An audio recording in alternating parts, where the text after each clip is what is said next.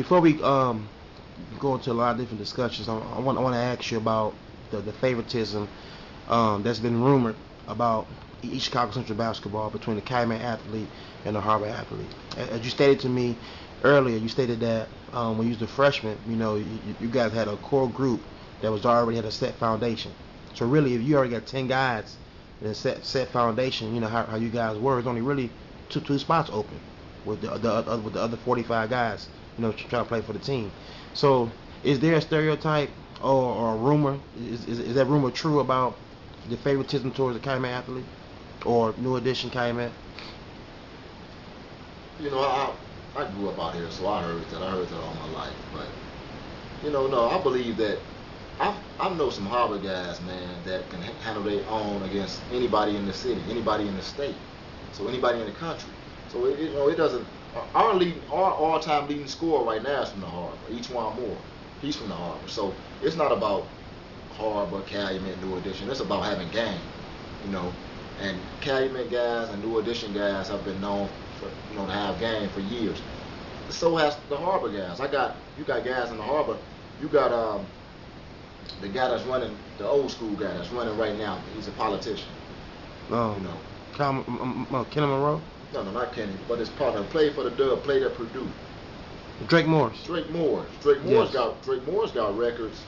That was a little bit before my time. I was born in '74. He was running in the '70s, '75, '76, '77. But I heard a bunch of things about him, and it's documented. Things that are documented. He has records that he's still holding. He's one of the best players to come out of East Chicago. Period, hands down. He's from the Harbor. So the Harbor has always produced. But some of my favorite players from the Harbor. Maurice Thorne was one of my favorite point guards. He was silky smooth. He's from the Harbor. So it's Marlon Anderson. He played with us. He was one of the best players on our team. He was from the Harbor. So no, that was just a rumor, man. It was a lot of mediocre players from the Harbor that couldn't make the team.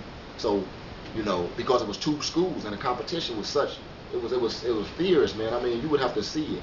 It was guys that could shoot the basketball, and it was guys that could really shoot the basketball. It was guys that could handle the basketball, and it was guys that could really handle the basketball. So if you knew talent, you knew who was going to be able to make that team and hold their own, and guys that just didn't have it to cut it. Gotcha. Now, when you finished high school in '92, you had a younger brother, Tremel Powell, who we all call Mel. Great basketball player. I want to kind of talk about him for a second. Just give us a little feedback on who Mel was growing up and Mel early influences in sports. Well, Mel was my little brother, and he was trained by me. He was trained by me directly. And I was trained by my brother Trent. Directly. We grew up just like everybody grew up. Broke. We took the hangers and we formed them into a little hoop. And we would hang them on the door and get the socks, and ball them up. That's how we started. That's how Trent started us. They eventually got to the point where we were out in the alley with a makeshift ring. We would hang it on the telegram pole, and we played from there. Then my brother built me. As a child in New Edition, I had one of the best alley courts of all time in our neighborhood history. Yeah. My brother built me on the back of our garage. He took some nice plywood and built me put a real goal up there and really hung it up real sturdy. And it was about 8 feet. And we played on that for 4 or 5 years back there. So that was the spot in the hood. But yeah, that's how Mel learned, man. He was trained by me. I taught him how to dribble. I taught him how to shoot. I taught him how to pass. Everything about his game. He just, like with anything somebody teach you, you're going to always be able to add your little, 2 cents in it and make it better, make it your own. And that's with anything in life. But yeah, that's how he came up. Now Mel was left-handed, so was it you being his big brother and his coach? Was it difficult giving him fundamentals because he was left-handed, or was it simple? No, it was simple for me because I didn't understand the left hand. That's how he shot it.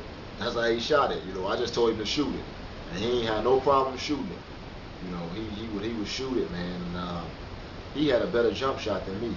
Matter of fact, I think he had a better jump shot than me and all of my friends. Maybe Marlon, out of all my friends, maybe Marlon came closest, I believe, to being able to shoot my little brother Mel. He was a pure shooter.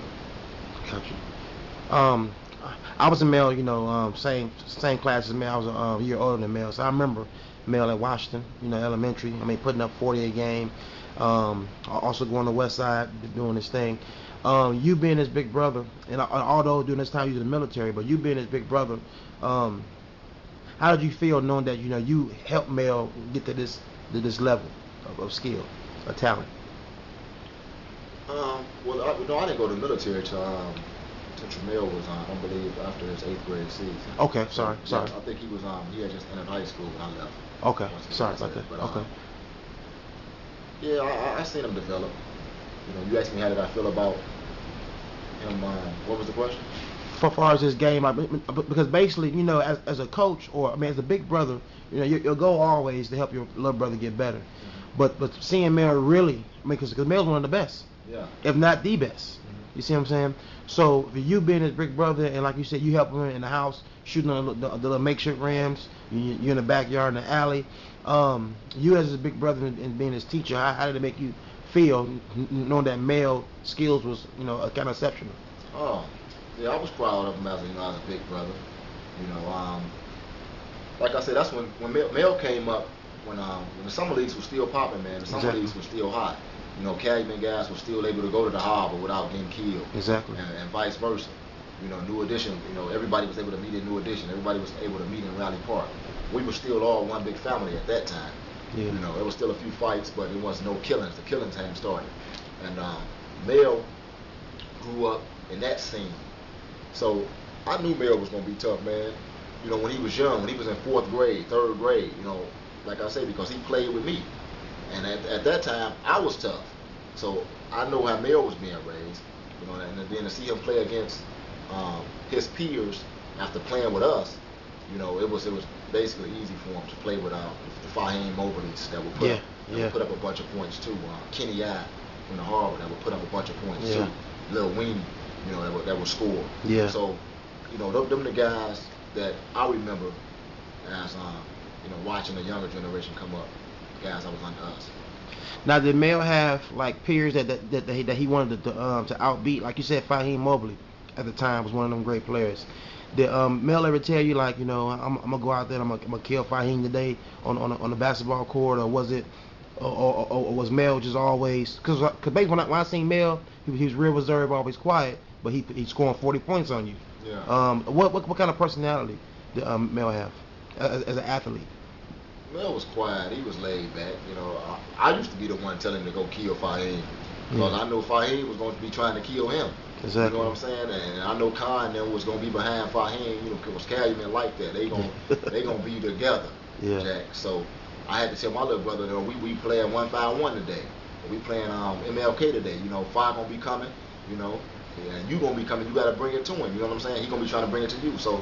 Yeah, I would try to get him pumped up, but he was quiet and laid back. He didn't used to say much, just nod his head. I already knew he was going to shoot the ball when he got in the game. He was a gunner. Yeah. He was taught by us. He going to shoot the rock. I wish I would have shot it more like Mel shot it. Gotcha.